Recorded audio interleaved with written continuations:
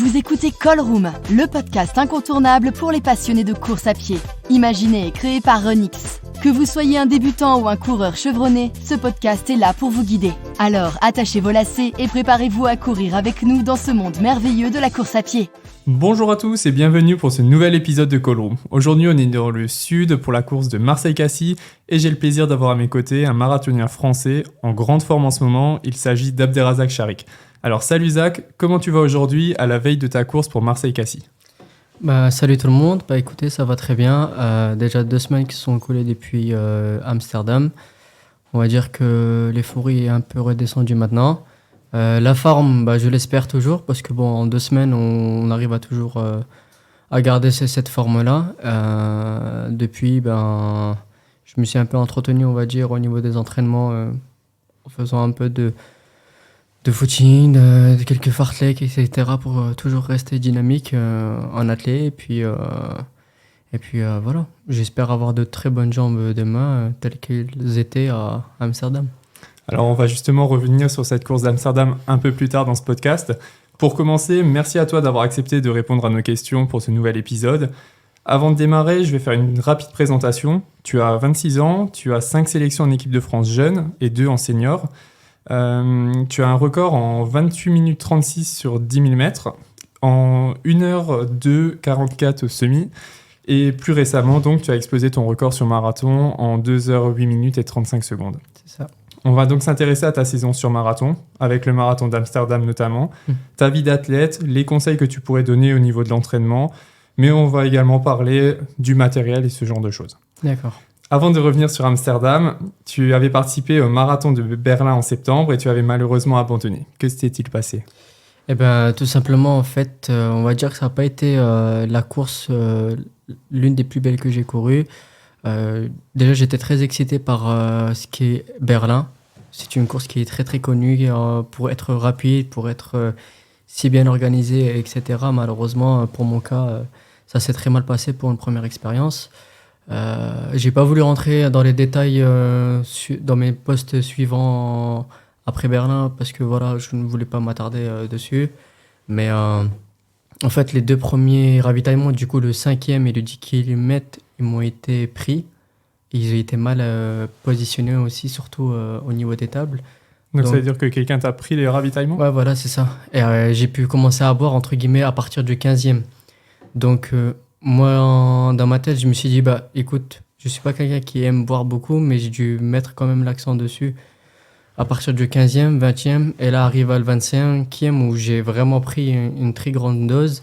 Et puis malheureusement, c'est pas passé parce que 2 km qui ont suivi, j'ai attrapé un point de côté. Et voilà, je me suis stoppé une trentaine de secondes, je me suis dit peut-être que ça va passer et que je vais pouvoir repartir. C'est ce que j'ai fait. Et puis, en reprenant directement la course, malheureusement, c'était pas possible pour moi. Et j'ai eu la chance, il y avait mon agent à côté, Riyad, avec qui on a décidé directement. Il m'a dit, écoute, de toute façon, t'es inscrit sur Amsterdam. Si tu sens que tu peux le faire, arrête, bâche ici. Et puis, on va passer à autre. Et Amsterdam, ça le fera là-bas. C'est ce qui s'est passé. Et justement, à Berlin, tu étais parti assez rapidement. Tu étais parti sur les bases au semi de 1h0340, quelque chose comme ça. Oui, c'est ça. C'était le but de partir aussi vite ou c'était un peu l'euphorie, justement Non, parce que j'ai regardé certains athlètes européens que je pense avoir le même niveau qu'eux. Après, une course, c'est une course, mais j'étais persuadé de moi-même, en tout cas, que j'étais capable de courir comme eux. Donc, ce que j'ai fait, c'est que je suis parti tout simplement sur ces bases-là. Le groupe déjà, normalement, qui devait nous amener sur des bases de 3,02, au final, on courait sur 2,58, 3 au kilo. Donc, je me suis dit, de toute façon, avec la course vers la fin, on perd des secondes, forcément, avec la fatigue et tout, etc. Mais ouais, c'est vrai, jusqu'au 25e, en fait, j'étais toujours sur les bases de 2,70. Et voilà. La course s'est dessinée comme ça, je me suis accroché, mais je pense que ça a été aussi une petite faute de ma part. J'ai été un peu trop prétentieux, je pense aussi ce jour-là. Donc entre le côté allure un peu trop rapide, plus les 2 premiers ravitaux manqués... Ouais, c'est pour ça que je dis que Berlin, ça n'a vraiment pas été une première expérience de qualité pour moi. Voilà. Après, dans la carrière d'athlète, on ne peut pas avoir une course parfaite. Je pense que ça n'existait pas et on aura le temps de revenir dessus. Mais tout comme à Amsterdam où il y avait des choses à changer malheureusement, mais c'est pour tout le monde. Mais voilà, ouais. Berlin, ça a été pour une première, pas quelque chose de réussi pour ma part. Mais je sais que à ce marathon-là, j'y reviendrai et puis je prendrai ma vengeance, entre guillemets. Ouais, j'allais dire, c'est un marathon où pour y avoir été, il y a une ambiance incroyable. Bien sûr. Ça donne justement envie de revenir et de faire beaucoup mieux. Oui, oui, bien sûr. Ben, c'est un marathon major. Mm. On sait ce que représentent les marathons majors. Il y a plusieurs records du monde qui ont été battus là-bas. C'est à la période où il est proposé, les conditions sont toujours incroyables. Franchement, même ce jour-là, je me rappelle quand j'ai couru là, le 24 septembre, il y avait vraiment rien à dire sur le niveau des conditions, etc. Donc, oui, il y a quelque chose à faire là-bas. Je le sais très bien. Après, ma grosse préparation que j'avais fait en plus à Forum et tout, je ferai sûrement la même. Mais je me répète peut-être, mais je prendrai ma revanche là-bas parce que Berlin, ça reste Berlin et puis il faut que je le prouve. Et c'était ton pic de forme à ce moment-là, tu penses? Sincèrement, ouais. Au niveau des allures, déjà, même si elles étaient un peu élevées pour ma part, je n'ai rien senti, très sincèrement. Je me suis pas senti dans le rouge ou dans le besoin de décélérer, etc. Parce que même à un moment, j'ai commencé, entre guillemets, à douter de moi. Et je me suis dit, tiens, Zach, lève le pied. Mais même en levant le pied, en fait, je me suis rendu compte que je perdais 1 seconde à 2 par kilo. Et je me suis dit, bon, finalement, en fait, ça servait strictement à rien. Accroche, donne-toi le meilleur, et puis voilà. Et donc après, donc on en a parlé, il y a eu Amsterdam. C'était seulement au final 3 semaines après ce marathon-là. Comment tu as géré ces 3 semaines d'entraînement entre Berlin et Amsterdam? Bah, en fait, j'ai eu la chance directement parce qu'il y avait mes collègues Félix Bourg et Mohamed Moussaoui qui partaient à Forum eux derrière. Moi, normalement, ce qui était prévu, c'était que tout se passe bien à Berlin. Mm. J'avais prévu directement 2 jours après prendre l'avion et partir en Turquie. Aller faire des petites vacances voilà, pour récupérer parce que le corps en avait besoin. Mais voilà. On va dire que j'ai trouvé les ressources quand même, grâce à eux, à Félix et Mohamed, de garder le cap. Parce que je savais très bien ce que je valais, très sincèrement, et je voulais pas m'éterniser dessus, comme je l'ai dit au début du podcast. Je savais que j'avais cette perf. Donc, je suis parti directement. Je pense que je suis rentré le dimanche soir ou le lundi, je me rappelle plus exactement. Et le mercredi, j'étais déjà à Fourmeux avec 2 amis proches. Du coup, forcément, qui m'ont, entre guillemets, soutenu. Avec qui j'ai pu rigoler, penser à autre chose et tout. Donc, c'était encourageant. Et puis, je savais ce que j'étais capable de faire. Donc, j'ai continué sur cette lancée-là. Et voilà. Donc tu as passé tout le mois d'août à Font-Romeu pour préparer Berlin. Du 25 juillet jusqu'au 3 septembre. Donc effectivement plus d'1 mois. Et derrière Berlin, tu as direct enchaîné à nouveau avec Font-Romeu et donc un stage en altitude. Comment tu expliques cet intérêt d'aller en altitude et même directement après le marathon d'y retourner? Les effets, on les connaît par rapport à l'altitude, c'est qu'à la redescente, forcément, il y a des jours où on n'est vraiment pas bien. Pour moi, pour ma part en tout cas, c'est entre le 7e et le 12e où voilà, j'ai ce petit creux. Et je sais que derrière ou avant, je suis vraiment sur une très très grosse forme. Et du coup, justement, vu que ça faisait déjà 3 semaines que j'étais redescendu, et je voulais pas rester encore 3 semaines en bas parce que j'aurais perdu un peu d'effet, etc. C'est peut-être psychologique, mais c'était le besoin de ce que j'avais moi, ce que je voulais moi, pardon. Et voilà. Moi, mes amis directement, ils m'ont dit, écoute, reviens directement, etc. Donc, j'ai pas hésité. Je me suis dit, écoute, de toute façon, je suis jeune, je suis athlète, ça va passer, je vais encore vivre ces moments-là. Donc, la petite interrogation que je me posais, c'était de redescendre 3 jours avant la compétition sur ce que j'avais déjà jamais fait. Pour moi, les tests que j'avais fait, on va dire, auparavant à la redescente d'altitude, c'était 2 semaines. Toujours pour voilà, se dire qu'il y a du temps qui est passé et tout. Donc, ça me permet à moi on va dire, les globules deviennent adultes et tout. Et là où je me sens mieux.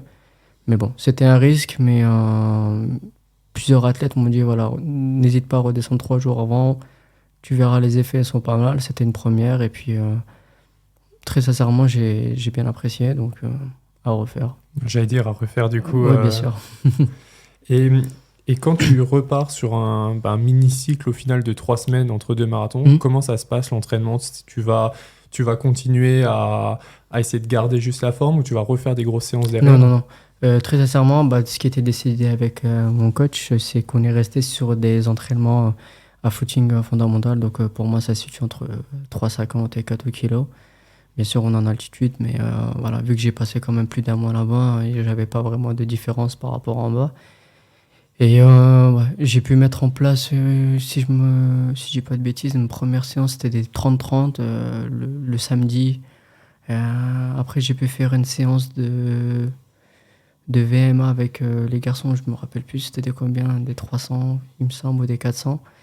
Et j'avais une dernière où c'était 2000, 3000, 3000, 2000, 1000 à J-10 donc, avant le marathon. Donc voilà, pour un peu faire un rappel d'allure, etc. Donc c'était toujours sur les allures de marathon. Donc c'était entre 3,0 et 3,02. Et finalement, je m'étais rendu compte que j'étais encore mieux qu'avant Berlin. Donc c'était tout bénéfique. Donc au final, la première semaine, c'était plus une petite récupération en quelque sorte avant de repartir sur 2-3 petites séances la deuxième semaine et la troisième semaine avant le marathon. Ouais, pareil, c'est ça. En plus fait, tranquille. si je calcule bien, ça faisait lundi, mardi, mercredi, jeudi, vendredi. Ça a été que des footings vraiment de récup et un premier fartlek du coup qui a été commencé samedi. Donc ça m'a vraiment laissé 6 jours pour revenir, me reconcentrer et me réhabituer entre guillemets à l'altitude, même si voilà, comme je disais, ça faisait pas très longtemps que j'étais redescendu. Et voilà, après j'ai continué. Tu me disais que justement, tu te sentais presque meilleur encore qu'au moment du marathon de Berlin. Finalement, tu penses que ton pic de forme n'était pas à Berlin, mais bien au contraire, un peu Ouais, plus c'est tard. ça. C'était le truc en fait, c'est que avant Berlin, j'étais redescendu déjà, ça faisait déjà 3 semaines que j'étais en bas. Donc je savais pas exactement où j'en étais. Et là, à 3 jours du marathon, j'étais encore meilleur. Donc c'était compliqué pour moi de savoir exactement où j'en étais. Mais en tout cas, par rapport aux séances spécifiques que je faisais, c'est sûr que je me sentais mieux avant Amsterdam que avant Berlin. Et au final, Amsterdam, tu me disais aussi pareil avant que c'était un marathon où tu étais déjà inscrit. Au début, tu savais pas si tu voulais faire Berlin-Amsterdam ou comment. Pourquoi avoir été inscrit sur les Non, deux? justement, parce que c'était le au cas où. Ok. C'était le au cas où avec Riyad. Pour vous dire, je suis même inscrit à Valence. En fait, ce qui était décidé, c'est que voilà, si ça se passait mal, comme c'était le cas à Berlin, Amsterdam, c'était 3 semaines après, donc ça me permettait directement de courir si jamais j'étais sur justement une bonne forme et de rebondir rapidement parce que s'il n'y avait pas eu Amsterdam, par exemple, j'aurais dû faire une prépa on va dire de juillet jusque septembre, et si ça passait pas à septembre, il fallait repartir encore jusqu'au mois de décembre. Et là, je pense que ça aurait été très très compliqué psychologiquement, je pense, et même physiquement, parce que bon, je suis pas une machine, je reste un humain, et puis j'aime m'écouter. Et je sens déjà que bon là, je vais prendre quand même le départ de Marseille-Cassis, parce que voilà, c'est une course mythique en France et tout, et que j'ai un intérêt, moi qui est athlète de haut niveau, mais ouais, j'attends les vacances avec impatience quand même. Donc là, après, tu vas couper un petit peu. Non, normalement, il me reste encore une dernière course qui est normalement le semi de Paris à Boulogne-Billancourt, le 26 novembre. Voilà, j'aimerais quand même battre mon record. Et puis si je sens que voilà, je suis dans une descente de forme et que je suis pas très bien, oui, je vais couper directement après Marseille-Cassis. Et puis ça me permettra de repartir sur de prochaines compétitions. Alors maintenant, pour revenir effectivement sur cette course d'Amsterdam, tu bats ton record. C'est au final à quelques secondes des minima olympiques. Tu peux nous raconter un petit peu ta course? Ben, j'étais très motivé. Sur jour-là, très sincèrement, j'étais déjà très motivé, très, très concentré. Et je voulais réussir, malgré les conditions, parce qu'ils n'ont pas été vraiment idéales. Ouais, il a plu. Il a plu, ouais, c'était quand même à 8h30, avant le départ, à 9h, c'était carrément des grêles qui est tombé. Et il nous disait qu'au niveau, entre le 18e et le 25e, vous allez vous prendre du vent de face. Donc, les gars, va falloir serrer les dents, etc. Le petit débrief avant course. Donc, j'ai pas vraiment prêté attention à ça. Mais je pense que oui, par rapport à Berlin, c'est sûr que les conditions n'étaient pas aussi bonnes. Mais voilà. J'étais, on va dire, propulsé dans mon élan de vouloir réussir, de vouloir prouver, entre guillemets, de quoi j'étais capable et de donner le meilleur de moi-même. Et tu gères comment quand on t'annonce qu'effectivement, sur certains passages, il va y avoir beaucoup de vent? Est-ce que tu essayes de te mettre dans un groupe un peu caché pour essayer de... Parce que tu sais qu'il y aura du vent à ce moment-là, ou comment tu gères ça? Ben, déjà, de par mon physique, on va pas se mentir. T'es pas le plus grand. Voilà, je suis pas le plus grand, je suis pas le plus lourd, donc j'ai la chance directement. En fait, j'arrivais à... Parfois, je regardais un peu les drapeaux ou un peu les arbres, dans quel sens ils bougeaient, et directement, je me mettais là à l'abri. Bon, j'ai un petit peu triché sur ce coup-là, mais voilà, je cherchais, c'était mes techniques à moi, mais voilà. J'en avais la chance d'être un groupe d'une dizaine de personnes où on voulait tous la même chose, et on avait 4 lièvres qui nous ont accompagnés, un jusqu'au 20, 25, et les 2 derniers jusqu'au 30, 32. Donc c'était parfait, il fallait juste suivre. Bon, au final, on va pas dire que c'est de la triche, mais effectivement, tu étais quand même très lucide pour réussir à voir un peu les drapeaux et savoir où te placer. Oui, bien sûr. Bah, en fait, le déroulé de la course, c'était très simple. C'est que je suis parti avec un groupe de coureurs sur lesquels où ils s'étaient basés comme objectif les minima olympiques. Alors, malheureusement, déjà d'entrée de jeu, dès le 5e, 10e, etc., ils étaient toujours en retard sur les minima olympiques. Et il y a juste au niveau du 30 ou 35, je me rends compte qu'on était sur des bases de D8, D8-20, D8 quelque chose. Et c'est à ce moment-là où entre guillemets, j'ai pas eu confiance en moi, mais j'étais pas cramé en fait. Lorsque je finis la course, je me dis, merde, là je pense que t'es passé à côté de quelque chose. J'ai un peu hésité de ma part, mais alors qu'il y avait vraiment mieux à faire ce jour-là. Et comment tu peux expliquer ce manque de confiance au final? Parce que ça, effectivement, tu avais un record en plus de 2h10 à ce moment-là. Tu étais un peu étonné de faire ce chrono-là, ou comment tu peux expliquer ça? Ben, étonné, oui et non, on va dire. C'était un objectif pour moi, forcément. Si je pars sur les bases des minima olympiques, c'est que je sais que d'un côté, je suis capable de les faire.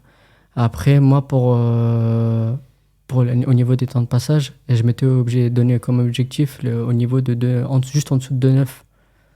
Donc, je vous avoue que j'avais pas regardé vraiment sur les bases de 2,8-10 ou sur des minima à quel passage où j'en étais, etc. Donc, je me suis un peu perdu, on va dire.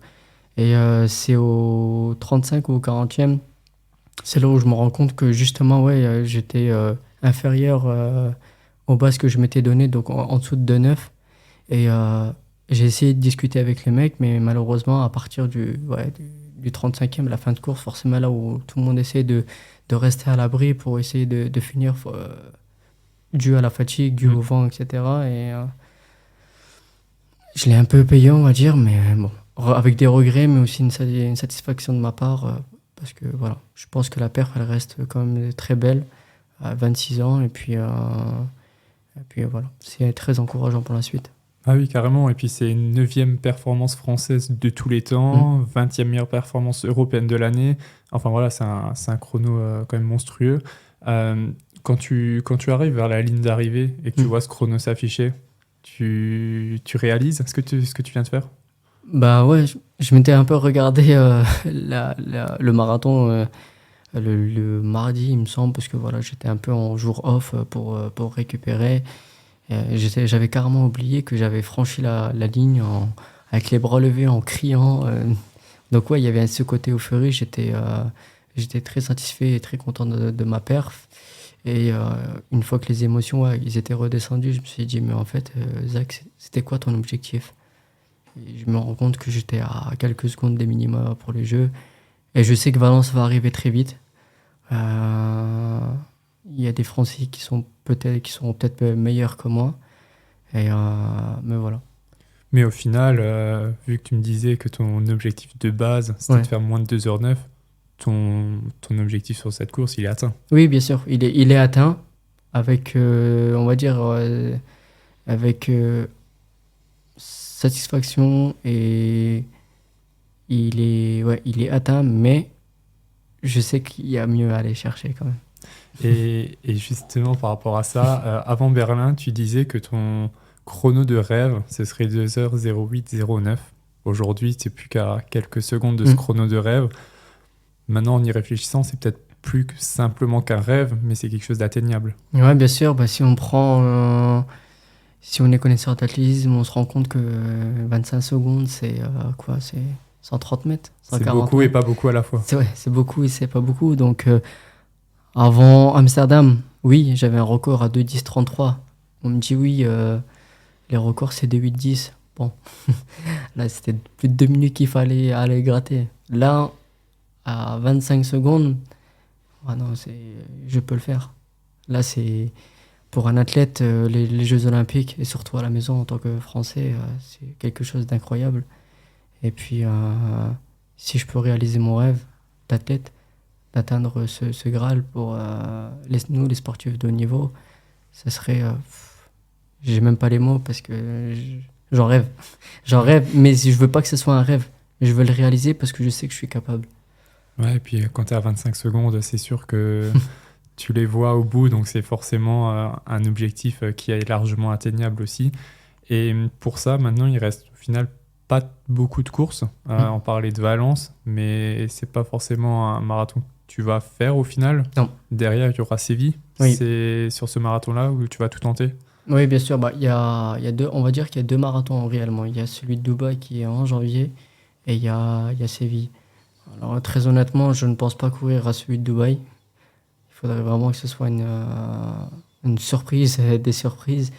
Mais je pense que je me pencherai plus sur Séville parce que déjà, ça me laisse plus de temps pour récupérer et pour me préparer. Et Séville, c'est là où j'ai fait mon 2h10, un parcours que je connais.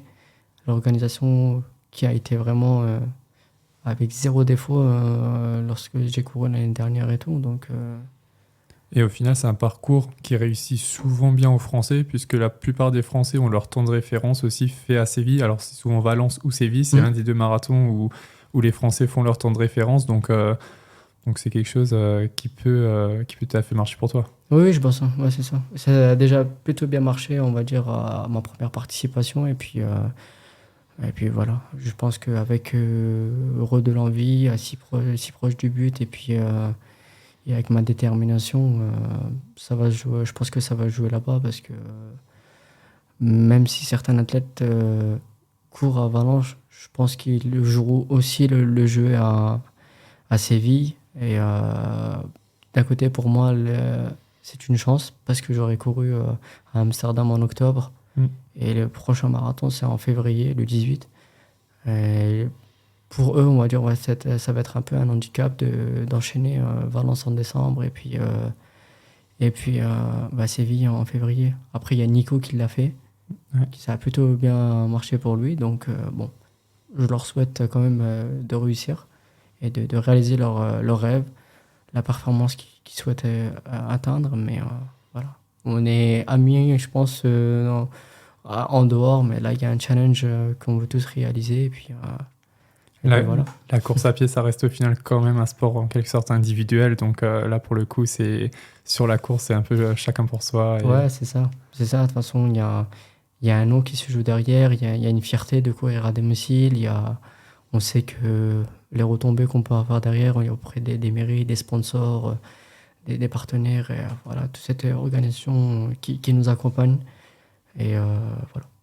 Oui, et puis là maintenant, toi, donc on parlait de Séville, de Valence et Séville où il y aurait que 2 mois d'écart, 2 mois et demi d'écart entre les deux. Toi, tu vas quand même avoir 4 mois d'écart, donc ça te permet de faire aussi une petite coupure, comme on disait, après le semi de Boulogne éventuellement, pour te reposer, reprendre des forces et repartir sur une prépa complète pour Séville. C'est ça, ouais. C'est ça. Alors, sur ce marathon de Séville, tu sais déjà sur quelle base tu comptes partir? Bah, déjà inférieur à des 8,30. Forcément. Ouais, forcément. Mais je pense que ouais, il y aura un groupe toujours qui est, comme tous les marathons, où ils vont courir sur les bases des minima. Mais je pense que au niveau des minima, il y aura beaucoup plus de personnes qui vont les réaliser au niveau français à Valence. Donc, ouais. Je pense. J'aime pas dire je pense parce que voilà, il peut tout se passer forcément, mais d'un point de vue, on va dire, de moi-même, de comment s'est déroulé Amsterdam, je pense avoir quand même les capacités de courir entre 2,7,0 et 2,7,45 pour me donner une tranche assez large. Donc au final, repartir un peu sur les mêmes bases qu'à Berlin. Oui, exactement. Je pense reprendre exactement ce que j'ai fait pour Berlin ou Amsterdam, les mêmes entraînements parce que ça a plutôt bien marché, malgré qu'il y a eu des hauts, des bas, parce que une préparation parfaite, ça n'existait pas, une course parfaite, ça n'existe pas. Mais voilà, on tire des leçons, on prend des détails par détail et puis on essaie d'assembler jusqu'au jour où ça réalisera quelque chose de très beau et j'espère que ça sera à Séville avec un chrono aux alentours de 2,7,0 et puis là, je ne pourrai qu'être heureux. Bon, on l'espère pour toi. Et tu me dis, on en parlait avant forcément du stage à Font-Romeu, etc.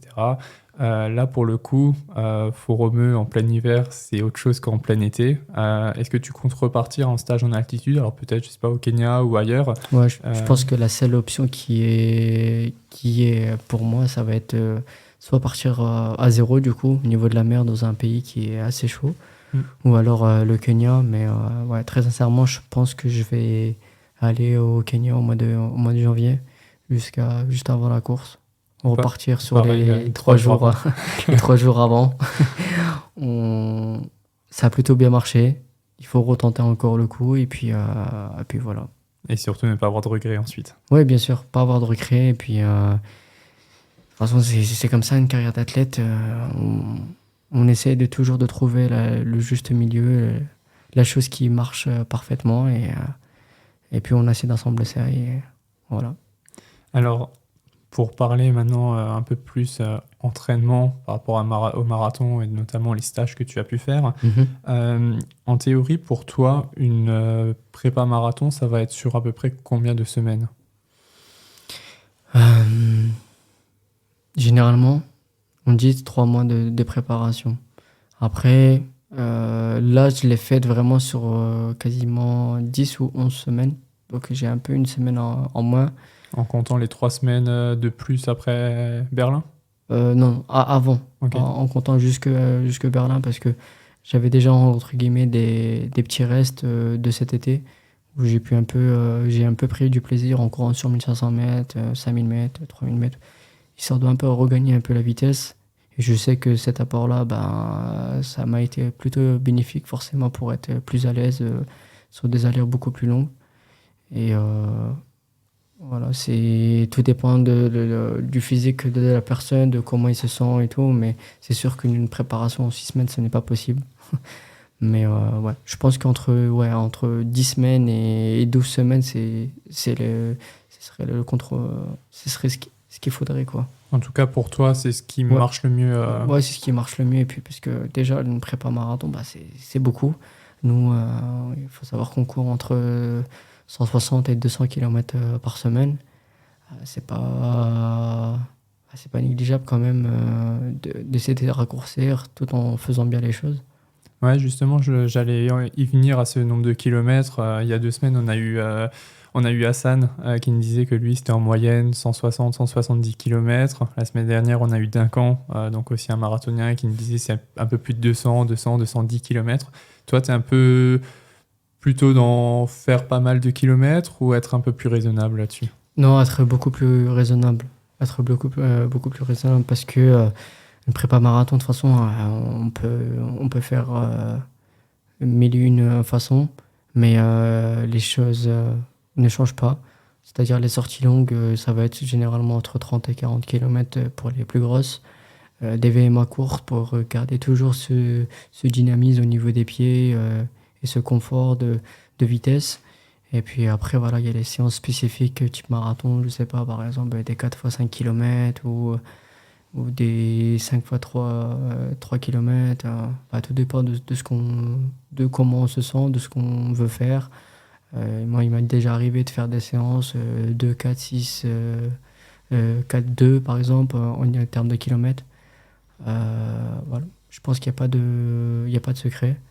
C'est chaque personne a sa méthode, mais je pense que si on arrive à s'adapter, comme j'ai pu le faire moi au mois d'août avec certains athlètes comme Mehdi Frère, comme Hassan justement, et Florian Carvalho, c'est que bon, le travail, la base ne change pas, on va dire, et on arrive à s'accorder pour faire la même chose. Et justement, quand tu parles de ces autres athlètes, vous étiez tous à fond romeu à ce moment-là. Comment tu gères, parce qu'au final, vous avez chacun un entraîneur différent, comment tu gères un petit peu ces entraînements-là? Tu demandes à ton entraîneur ce qui est possible de faire pour faire avec les autres, ou comment ça se passe? Bah écoutez, moi déjà directement, j'avais pris l'initiative avec les gars, j'ai dit écoutez, on fait un groupe WhatsApp, c'est ce qu'on a fait directement. On a plus ou moins dit tout ce qu'on souhaitait faire et tout, et puis après on a entre guillemets un peu mixé sur différentes propositions, on va dire, de distance, de ce qu'on voulait faire. Mais c'était des personnes qui étaient très ouvertes. Donc, c'est-à-dire, je sais pas, à une semaine, par exemple, Mehdi avait proposé des 300 mètres. Et ben, on a tous fait des 300 mètres. Alors, pour ma part, par exemple, j'avais 3 x 8. Florian, il avait 3 x 10. Hassan, il avait 30 fois les 30 d'un coup. Enfin, c'était Mehdi qui en avait fait 36. Donc, on s'est un peu retrouvés. Mais voilà, déjà c'était très très sympa de courir avec des athlètes comme ça, de son niveau. Et puis aussi, malgré qu'il y a toujours ce côté compétition parce que c'est mes adversaires, mais la cohésion qu'on avait, c'était vraiment sympathique pour un athlète, parce que forcément moi par exemple, si je prends mon cas à Dunkerque, je dois toujours m'entraîner tout seul. Et, avoir des copains de son calibre à côté, ça fait du bien. Et justement, toi qui es assez récent dans cette discipline au final, je pense que ça t'aide aussi à t'améliorer et à prendre confiance en toi quand tu cours avec un Hassan Chadi qui a plusieurs années d'expérience sur marathon, même un Mehdi Frère, et ça t'aide, je pense. Oui, bien sûr. Eux, déjà, je pense que Mehdi, il doit être à son 5e, 6e marathon, même plus. Florian Carvalho, bon, il a eu on va dire des départs sur marathon un peu plus compliqués, mais son palmarès c'est juste incroyable. Moi, j'aimerais avoir le même lorsque je finirai ma carrière. Donc c'est un exemple aussi. Moi, je me référencie beaucoup à Nicolas Navarro et à Hassan Chadi, qui sont des athlètes qui ont quasiment le même gabarit que moi, le même profil, et plus ou moins on apprécie et on aime courir sur les mêmes types de courses. Donc entre guillemets, c'est des personnes avec qui je m'inspire. Donc, partager des séances avec eux, de comprendre après le marathon, ça m'est arrivé voilà, de demander des conseils, on va dire entre guillemets bêtes, mais pour moi, c'était utile et on pouvait échanger. Ils étaient très ouverts et c'était vraiment bénéfique pour ma part. Des conseils plutôt dans l'esprit entraînement, ou même, je sais pas, peut-être au niveau des ravitaillements, ce genre de choses? Ouais, c'est au niveau des ravitaillements. Je me rappelle avoir demandé à Hassan qu'est-ce qu'il en pensait des gels qu'il prenait, où est-ce qu'il les prenait et tout, parce que l'hydratation, ça c'est quelque chose de basique. Forcément, c'est tous les 5 km. Mais il y a des personnes qui ne prennent qu'un gel à la mi-course. Il y a des personnes qui en prennent 3, 10, 20, 30. Des personnes, même au niveau des marques et tout. Moi, j'ai depuis 3-4 années où je suis accompagné par la marque Morten France. Donc, ça m'a plutôt bien réussi, à part à Berlin. Mais, c'était encore une autre histoire. Ça, c'était une autre histoire. Mais ouais, je pense que prendre des détails par-ci par-là, ça ça peut que me mener à la réussite et voilà, je ne suis pas fermé au conseil. Oui, surtout que toi, au final, tu viens plutôt du monde de la piste. Ouais, c'est ça. Sur la piste, on voit pas de gel Ouais, que sur les entraînements ou sur les courses, donc c'est sûr que c'est un monde au final que tu connais peu, et donc tu as tout à apprendre avec ces, oui, avec bien ces sûr. Et athlètes. puis surtout, de mon âge, 26 ans, quand je regarde les athlètes actuellement, Nicolas Navarro, Mourad, Florian, bon, c'est des personnes qui ont passé à la trentaine. Donc, moi, on va dire, on me reste encore un peu de temps quand même pour arriver à cet âge-là. Et puis, si je peux prendre des petits détails, justement, comme j'aime le dire, pour, on va dire, entre guillemets, franchir les étapes plus rapidement, ça peut que m'être bénéfique. Et c'est bien aussi que ces athlètes-là t'aident là-dedans aussi. Oui, bien sûr. Alors, pour revenir un peu aussi sur ton côté entraînement, tu me disais avant que tu t'entraînes à Dunkerque seul. T'as pas vraiment de groupe d'entraînement, t'as juste ton entraîneur qui est avec toi sur place ou comment ça se Non, passe? généralement, j'ai des amis. Parce que j'essaie d'avoir quelqu'un à vélo au moins 1 ou 2 fois par semaine. Parce que généralement, c'est que sur les 2 séances spécifiques, on va dire, de la semaine où j'en ai vraiment le plus besoin. Le reste, c'est des footings ou alors je vais en musculation. Donc, j'en ai pas vraiment l'utilité. Mais sinon, ouais, c'est des amis. J'ai très généralement un de mes partenaires, Thibaut, qui m'accompagne énormément sur mes séances. Et c'est sûr que quand je fais des séances tout seul, là, surtout dans le nord, on connaît les conditions climatiques. Et lorsque il y a quelqu'un devant à vélo ou à côté, ça change complètement la donne. Ouais, et puis de ne pas être focus forcément sur le chrono et faire juste suivre l'allure donnée par le vélo, ça aide beaucoup. Oui, bien sûr, ça aide beaucoup. Ça me permet déjà de me concentrer plus. Et puis, c'est une personne qui connaît l'athlétisme, donc forcément, j'ai vu, entre guillemets, comment on peut dire, les yeux fermés. Donc, j'ai juste à suivre et c'est ça qui est sympa.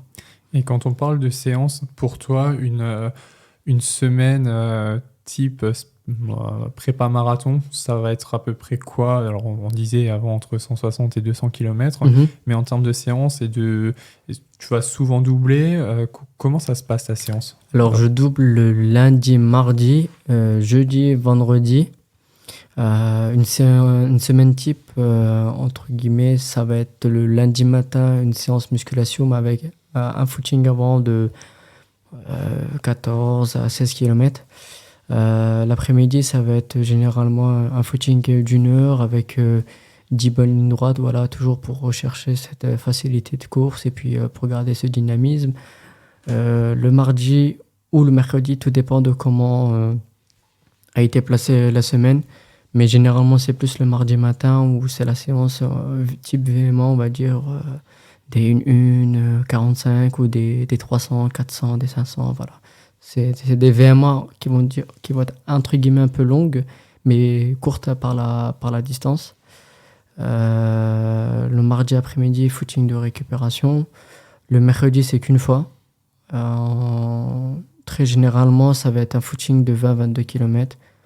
4 kg, 3,50, voilà, c'est vraiment pour dire de tourner les jambes. Le jeudi matin, on va repartir sur une musculation un peu plus dynamique avec un footing lean le soir et puis vendredi, remettre la séance spécifique adaptée pour ce que je prépare, 10 km, semi ou alors marathon. Et, vendredi après-midi, une récup. Le samedi, ça va être à peu près pareil que le mercredi. Entre 18 et 20 km, toujours des allures entre 3,50 et 4 kg pour toujours garder les jambes un peu actives, on va dire. Et puis généralement, le dimanche, c'est sorties longues, donc tout dépend de ce que je prépare et de l'allure. Ça peut être très long, mais à faible allure. Ça peut être 25 km à, je sais pas, 3,2, 3,5 comme j'ai pu déjà les faire. Et donc, tu fais 2 fois par semaine donc de la muscu, souvent la veille d'une séance. Tu peux expliquer un peu à nos auditeurs qui préparent éventuellement un marathon, quel est l'intérêt de faire cette séance de musculation la veille d'un entraînement, justement? Les effets que je peux ressentir déjà, moi je me sens nettement plus gainé, beaucoup plus stable dans mes appuis. Alors certes, parfois il m'arrive de pousser un peu la machine parce que bon, c'est pas des séances comme on peut dire d'aller 30 minutes à la salle et on ressort. C'est vraiment des gros blocs d'une heure et demie à 2 heures à la salle. Et je sais pas, moi c'est pas forcément des charges lourdes, mais voilà, c'est des répètes qui sont vraiment très très longues. Et c'est ce que je travaille généralement sur des secteurs où là je le sens, où je suis un peu faible, donc on va dire quadri, ischio et niveau des mollets, et c'est surtout le haut du corps, parce qu'on a tendance à penser musculation. Bon, nous on est à courir, donc directement sur les bas, mais le haut il joue beaucoup, donc je cherche entre guillemets l'économie de course, la perfection au niveau de ma foulée, et puis et voilà. Après le faire la veille de mes grosses séances, je sais pas. J'ai commencé comme ça m'a. Au début, j'ai eu vraiment du mal à m'adapter, mais maintenant, je sais que même les séances, enfin les semaines de compétition, je reste toujours sur le même plan d'entraînement et puis ça marche plutôt bien. Donc même quand tu as un marathon en fin de semaine, tu continues tes séances de muscu Toujours. le lundi et le jeudi. Le lundi, je fais toujours la musculation comme j'ai l'habitude de faire. Le jeudi, oui, forcément, je la fais pas pour sauter, mais j'ai besoin de oui, une musculation pour me sentir voilà, gainé et je sais que je suis toujours sur la même routine et puis le corps a une mémoire. Mm. Et souvent on dit que le fait de faire de la muscu la veille, ça te permet en quelque sorte de charger les jambes et de courir un peu moins facile sur ta séance et derrière sur une compétition d'être beaucoup plus à l'aise puisque tu n'as pas cette charge dans les jambes. Est-ce que toi tu la ressens ça? Ouais, c'est ça.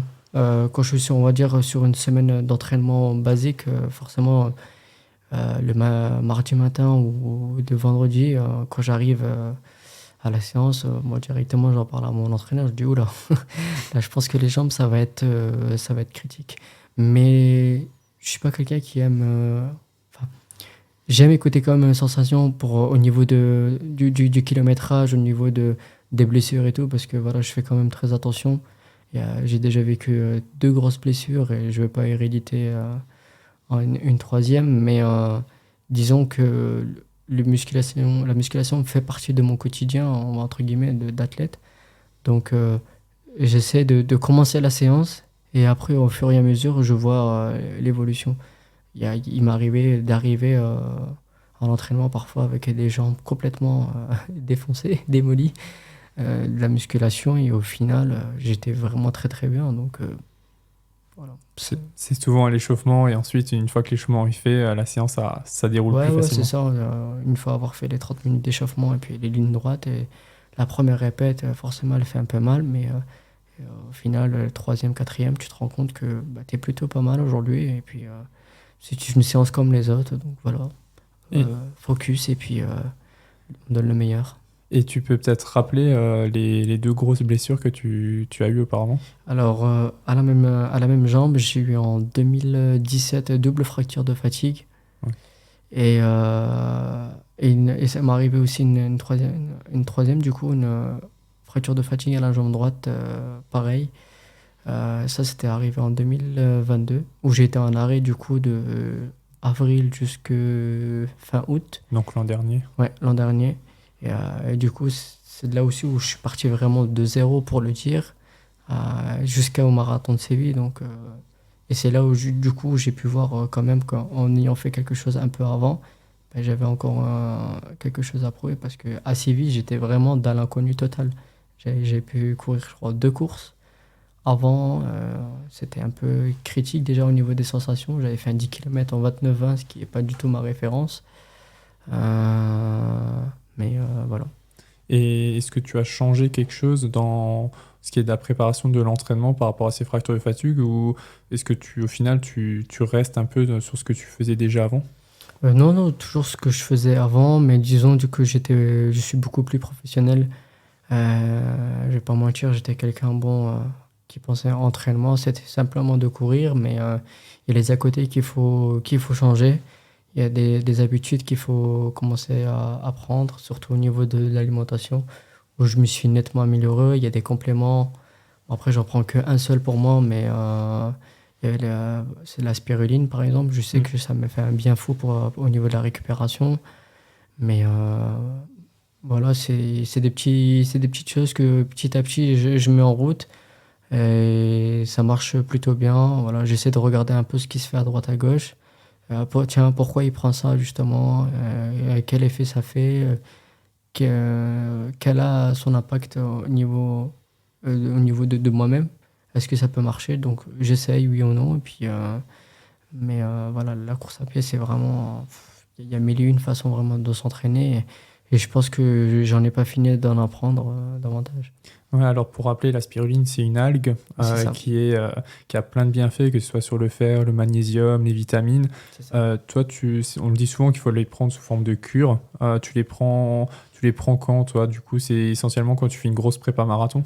Mis à part mes coupures, voilà, quand je vais être en vacances ou autre, là où j'arrête forcément le Mm. complément parce que j'en ai pas vraiment, je ressens pas forcément le bienfait de le prendre. Mais ouais, généralement, là, ce que j'ai mis en place, c'est la spiruline avec une marque qui m'accompagne voilà, depuis plus d'un an maintenant. Et ça marche plutôt bien.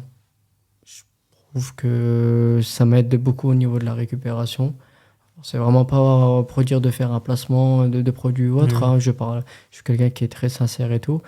Mais moi, généralement, ouais, tant que je m'entraîne, je la prends. D'accord. Et tu me parlais aussi de la nutrition que tu as totalement changé par rapport à avant. Mhm. Qu'est-ce que tu as mis en place? Est-ce que tu es suivi par un nutritionniste? Comment tu as changé ça? Je suis pas suivi pardon, par un nutritionniste, mais bon, il y avait des choses que je devais améliorer, on va dire, au niveau de mon alimentation, parce que j'étais quelqu'un qui se laissait beaucoup distraire, on va dire. Je mangeais, on va dire, très gras. Très gras, je faisais vraiment pas attention à ça. Ne serait-ce qu'au niveau de l'hydratation, j'étais vraiment pas du tout professionnel pour un athlète. Donc ouais, j'essaie de. C'est des petits détails pour certains, mais pour moi, ça a été un grand bienfait en tout cas. Donc de manger entre guillemets sainement. Sur mes derniers marathons, j'ai plus ou moins essayé de faire le régime scandinave, mais ça a été raté. Parce que c'est quelque chose qui est très dur, mais après, ça n'a jamais été prouvé scientifiquement. Mais j'essaie quand même de voir quel apport et quel effet ça peut faire sur mon corps. Mais voilà, manger déjà sainement et bien s'hydrater, enfin, respecter son cycle de sommeil, déjà, c'est ce que j'ai changé moi. Et sincèrement, ça m'a beaucoup apporté.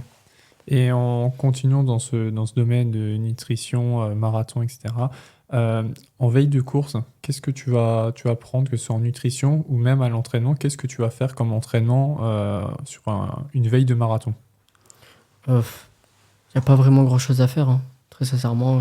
Après, il n'y a pas de secret, c'est manger des féculents. Parce que, voilà, on sait l'apport glucide que ça peut apporter pour des si longues distances.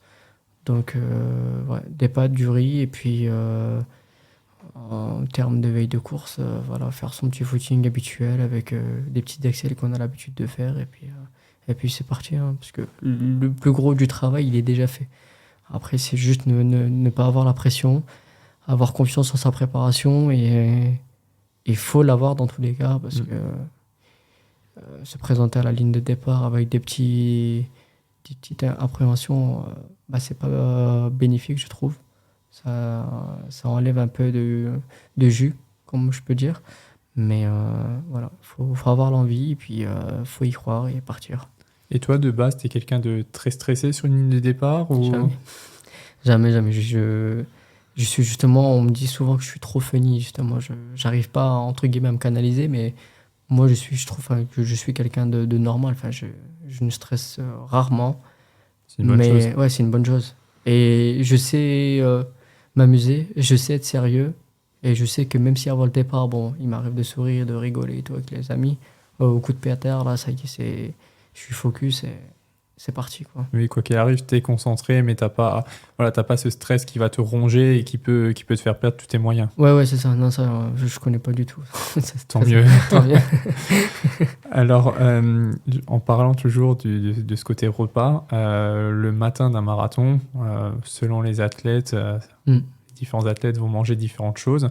Toi, tu as l'habitude de prendre quoi sur le matin du marathon et c'est quoi, 2, 3, 4 heures avant? 4 heures avant, généralement, quand c'est possible, généralement les organisateurs ils font en sorte que on puisse déjeuner 4 heures ou 5 heures avant la course, mais je n'aime pas changer, on va dire, entre guillemets, mes bonnes habitudes parce que pour moi, c'est ce que j'ai l'habitude de faire. Donc, généralement, je prends un bon café avec des tartines beurrées avec de la confiture et puis avec une bonne banane. Et puis voilà, c'est quelque chose de basique, mais je trouve pas pour le moment la nécessité, par exemple, comme certains sportifs peuvent prendre des gâteaux sport ou d'autres peuvent manger du riz, des pâtes aussi là, au matin. Moi, j'ai pas senti ce besoin-là. T'as pas de soucis d'estomac, justement, en courant en général sur un Non, marathon? très sincèrement, non. Et puis, en entraînement, il m'arrive même de déjeuner 2 heures avant la séance, même 1 heure, et de partir directement. Donc là, je sais qu'au bout de 4 heures, ça passe largement. Et sur un marathon, tu vas partir sur quoi? Essentiellement des gels? On a parlé aussi un peu de l'eau, tout simplement. Tu prends quoi exactement? Moi, je prends la marque Morten, qui est plus connue, voilà, qui est très connue dans le monde de l'athlétisme, grâce à Eliud Kipchoge, grâce à Kylian Jornet et d'autres sportifs de renom. Donc, moi, je me suis dit, des sportifs aussi connus, certes, il y a ce côté peut-être business et marketing, mais je me suis dit, pourquoi pas, enfin, on est là pour essayer. Donc, j'ai essayé, et puis, depuis 2019 et 2018 ou 2019, je cours avec cette marque, je m'hydrate avec cette marque, et je ne sens pas... Pour moi, c'est ce qui convient le mieux. Donc, j'ai très sincèrement aucun mauvais retour. Et donc, pas de raison de changer non plus. Ouais, voilà. C'est quelque chose qui m'apporte et qui est très bénéfique. Donc, pour le moment, je resterai, je pense, indéfiniment avec. Et je disais avant, tu viens de la piste, toi. On sait prendre un gel, boire de l'eau, tout simplement, en courant. C'est vraiment pas évident quand on n'a pas l'habitude de le faire. Comment tu t'es entraîné à le faire, justement, à l'entraînement, sur tes séances? Tu te forçais à apprendre tout ça? Ou comment tu gères? En fait, le problème, c'est que moi, le premier, il nous arrive de tester des jours à l'entraînement, mais la seule différence, c'est qu'il y a certaines personnes qui le font pendant la récup et certaines personnes qui le font pendant l'effort. Et moi, j'ai, entre guillemets, testé ces deux options-là. Et forcément, quand on arrive à 16 km/h ou 17, et quand on arrive à 20 heures, c'est pas du tout la même. Ouais, c'est sûr. Et ils peuvent aussi parfois arriver des galères, comme moi, il m'est arrivé à Berlin. Tu regardes ta table, il n'y a pas ta bouteille. Mais ouais, c'est quelque chose qui se travaille, mais pas non plus, c'est pas insurmontable, quoi. À partir du moment où tu as ciblé ta gourde, voilà, tu sais que tu la vois, tu la prends, tu bois. C'est pas facile, mais ça se travaille, et puis il faut toujours rester dans ce confort-là et puis se dire rester zen et boire comme on a l'habitude de faire.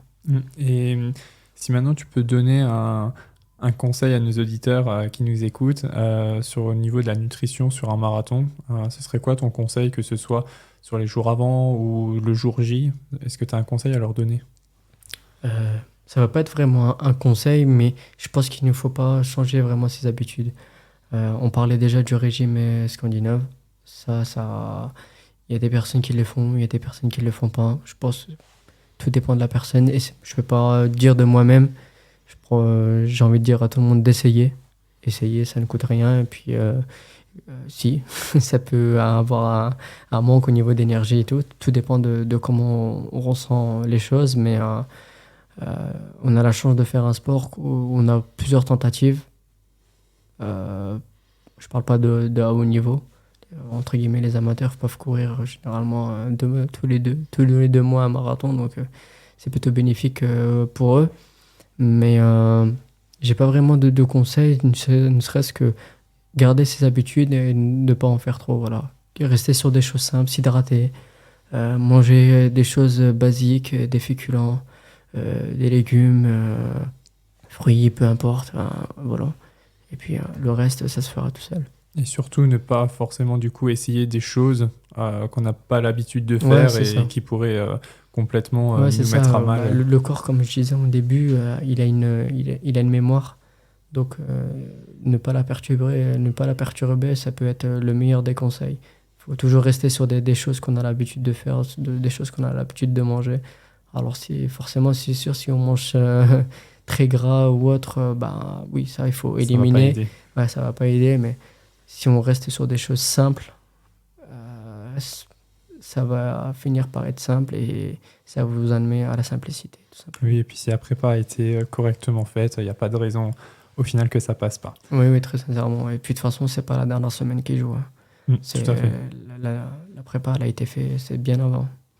Et avant de clôturer, on va un petit peu parler aussi de tes sélections en équipe de France, du côté sponsor.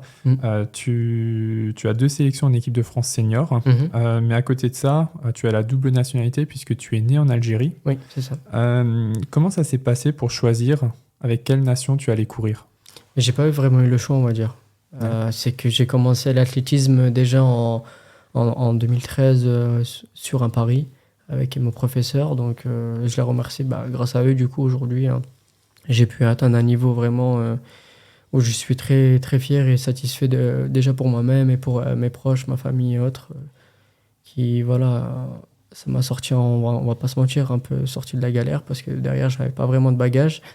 Mais ouais, j'ai cette chance d'avoir une double nationalité. Pourquoi la France? Tout simplement parce que je suis en France. J'ai commencé avec la France parce que c'était pas un choix en fait, tout simplement parce que j'ai atteint un niveau qui m'a permis de pouvoir représenter l'équipe de France. Donc il y avait aucunement cette idée-là de repartir avec une autre nation ou autre. C'était logique. C'était naturel. Ouais. Et comment, tu viens de dire, ça t'a un peu sorti de la galère. Quel est ton quotidien aujourd'hui d'athlète?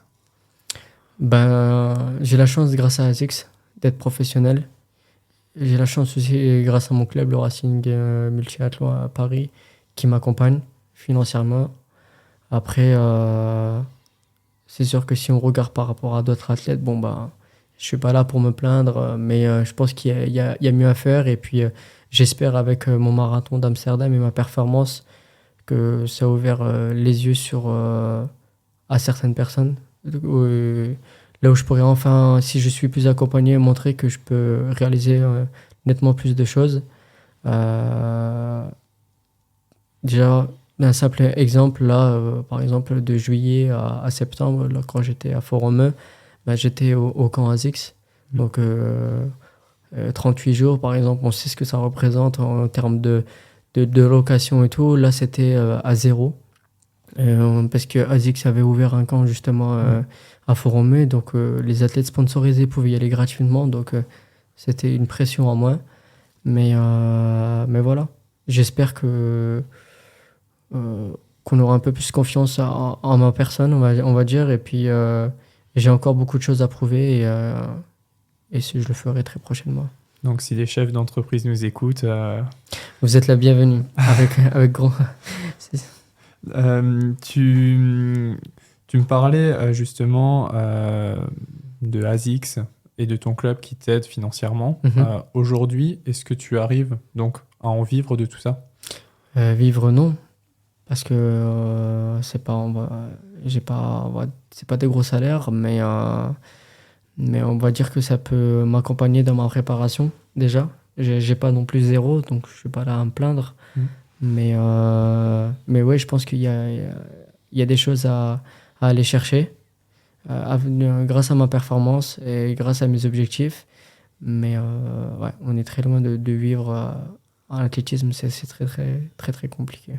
Ouais, c'est pas évident, c'est pas un sport forcément hyper médiatisé, même si avec les JO, ça pourra peut-être donner un peu de visibilité, mais c'est pas le sport le plus médiatisé. Malheureusement, on n'est pas tous des Maïdine Mekissi ou des Kevin Mayer ou des Usain Bolt ou peu importe. eux, c'est des personnes voilà, qui sont des renoms. Alors, bien sûr, je les respecte en les citant. Je ne suis pas non plus à leur niveau et je ne me prends pas non plus pour une star internationale. Mais voilà, j'aime l'athlétisme. J'ai des objectifs et je sais que en ayant un peu plus d'accompagnement et de suivi, je peux me rapprocher parmi les meilleurs mondiaux. Voilà, c'est à moi de faire mon chemin ensuite. Donc tu me parlais encore une fois d'ASICS. ASICS, tu as couru avec un modèle ASICS à Amsterdam. C'est Tu ça. peux m'en dire un peu plus? En fait, c'est un modèle qui va sortir forcément l'année prochaine. Je n'ai pas le droit vraiment de préciser Oui, bien la sûr. date, mais j'ai eu la chance en tant qu'athlète de cette marque et de haut niveau, forcément, de pouvoir courir avec ce qu'on appelle des prototypes. Et là, en l'occurrence, c'était un prototype de la version numéro 3 des Metaspeed, qui sortira du coup très prochainement. Ouais. Mais j'avais un peu un petit doute parce qu'à Berlin, j'avais couru avec la version du Sky Plus. Et entre-temps, justement, j'avais reçu cette paire-là. Donc, la marque, forcément, mais cours avec, justement, t'inquiète pas. Il y a des progrès et tout, forcément, il faut vendre la chose. J'ai pu la tester à l'entraînement, justement, sur les séances à J-10. Et j'en ai eu un grand, personnel, du bien. J'ai eu un bon retour et puis je me suis senti très à l'aise. Et donc, la question ne s'est pas posée. Je me suis dit, écoute, on tente. Ça t'a convaincu de courir avec à Amsterdam, justement? Ouais. Et ça, très sincèrement, je suis vraiment pas déçu parce que je l'ai même mentionné directement sur mes stories parce que voilà, je suis quelqu'un qui partage tout. Je ne suis pas fermé à la discussion. C'est juste que je ne peux pas rentrer dans les détails pour des conflits. Pour des questions voilà, c'est confidentiel, mais ouais, voilà, j'ai eu un très beau retour et je ne vois pas la chaussure, bien évidemment, mais si on me suit, on sait que je suis quelqu'un qui parle vrai. Et je dis vraiment ce que je pense et il m'est arrivé que des chaussures sortent et que j'en dise pas du bien, donc voilà.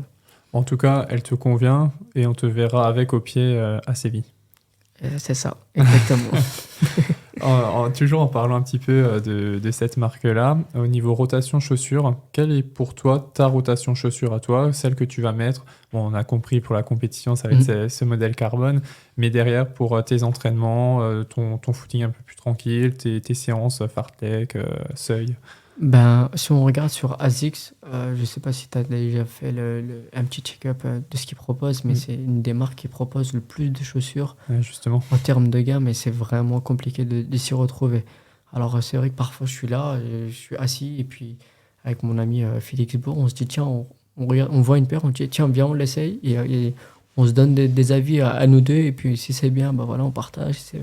Parce que voilà, j'aime avoir des bons retours, j'aime m'écouter et puis si j'ai la chance en tant qu'athlète de haut niveau de pouvoir commander entre guillemets ce que je veux et puis et c'est une chance forcément parce que ça a un coût, mais une rotation simple, hein. Je suis plus sur des Nova Blast 3, des Super Blast ou il y a quoi encore, des Glide Rad pour vraiment des footings à l'aise, on va dire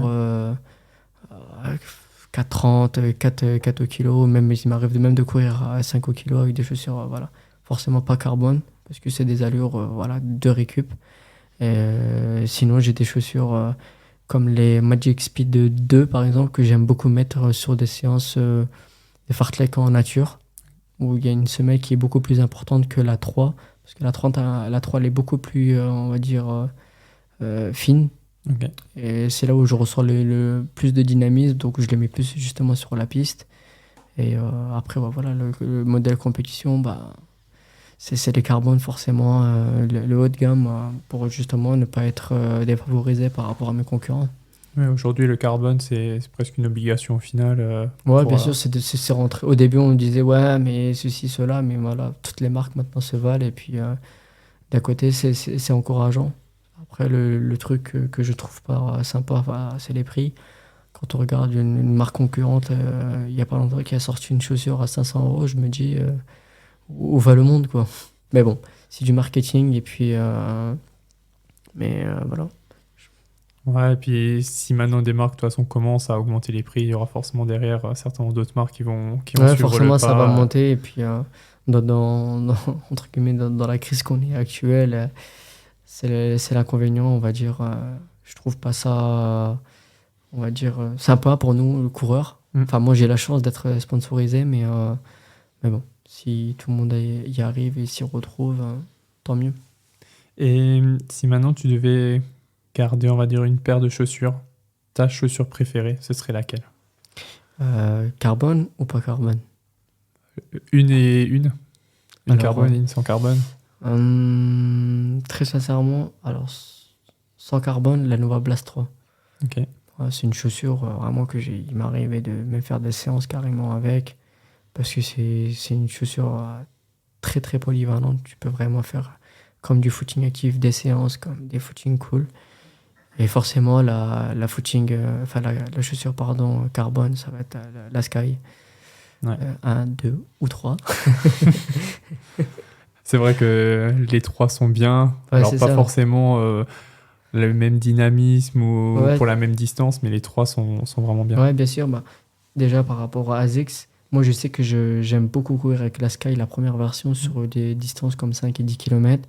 En passant sur semi ou marathon, j'étais du coup plus axé sur la Sky Plus, Ouais. qui avait plus ce profil-là. Là, sur la troisième version, j'ai pu essayer sur marathon. Je ne l'ai pas encore essayé sur de courtes distances. Mais Tu le feras. ouais, je le ferai, bien sûr. Je suis quelqu'un qui teste tout. J'ai même essayé la Sky Plus sur du coup, la version numéro 2 sur 10 km. Et c'est là où justement je me suis rendu compte que la première version était beaucoup plus dynamique. Et j'avais plus de renvoi parce que forcément, quand on court moins de 30 minutes sur 10 km et un semi à plus d'une heure, niveau de la foulée et de la fatigue, c'est pas du tout la même. Pour toi, la troisième version, elle est un peu entre la première et la deuxième au niveau du dynamisme, ou elle est vraiment plus faite vraiment pour le long, ou comment tu la situes? Ben, je la situe. C'est vrai qu'à J-10, la séance clé que j'avais fait, les 2000, 3000, je l'avais fait justement avec cette paire-là, où j'avais vraiment de très très bonnes sensations. Donc, je me dis qu'elle peut être très très dynamique. Et il m'arrivait aussi de faire un test avec. Voilà, j'avais fait 20 km à 3,02 pour un peu, entre guillemets, voir où j'en étais. Et c'était plutôt pas mal aussi. Donc, et puis du coup, ouais, le marathon d'Amsterdam, où j'ai pu courir le full avec. Et franchement, j'ai eu des bonnes sensations. Parce que dans tous les cas, j'ai fait le chrono qui était chrono là était là. pour dire. Donc, Bah écoute, déjà, merci à toi pour toutes ces questions, d'avoir répondu à toutes ces questions. Le podcast va s'achever sur ces belles paroles par rapport à ton sponsor. Est-ce que tu as un dernier conseil peut-être, un dernier mot à faire passer à nos auditeurs? bah écoutez, déjà, je voudrais vous remercier à vous parce que de par votre chaîne, déjà, je pense que le retour qui va être plutôt positif. Le conseil, toujours s'écouter à l'entraînement, toujours croire en soi parce qu'il y arrive, comme moi, j'ai pu avoir des moments qui sont bas, très bas, mais il faut savoir rebondir. Il y a si je prends mon exemple, beaucoup de messages qui pensaient que justement, ouais, ne baisse pas les bras, ça passera la prochaine fois. Mais ils savaient pas encore que je courais à Amsterdam. J'ai pas du tout baissé les bras, je croyais en moi, je savais de quoi j'étais capable. Et voilà, pour ceux qui m'écoutent, vous savez la nature que je suis quelqu'un qui aime l'athlète et puis avec joie de vous répondre si vous avez des questions ou avec grand plaisir, venez, je vous répondrai. Merci à toi. Le message est passé. Merci pour ta disponibilité. Je rappelle que demain, tu vas courir à Marseille-Cassis. On te souhaite donc une très belle course demain. Et nous, on se donne rendez-vous très vite pour un prochain épisode de Call Room. En attendant, n'hésitez pas à vous abonner sur nos plateformes d'écoute pour ne manquer aucun de nos prochains podcasts. Donc, merci et à bientôt. Zach, merci à tous. Salut. Et puis, allez l'OM. Salut. Merci d'avoir écouté cet épisode de Call Room, podcast imaginé et créé par Onyx. Ne loupez rien de l'actualité de la course à pied sur nos réseaux sociaux et retrouvez l'intégralité des podcasts sur nos plateformes d'écoute.